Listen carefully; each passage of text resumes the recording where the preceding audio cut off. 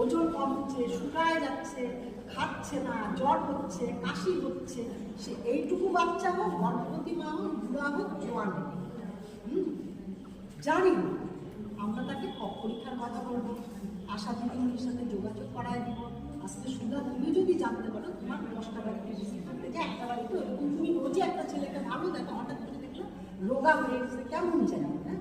তুমি তখন তাকে সন্দেহ করতে পারো যে তার টিবি হইলেও হইতে পারে। সরাসরি তাকে টিবির কথা বলা যাবে না, তাকে শুনতে হবে যে হ্যাঁ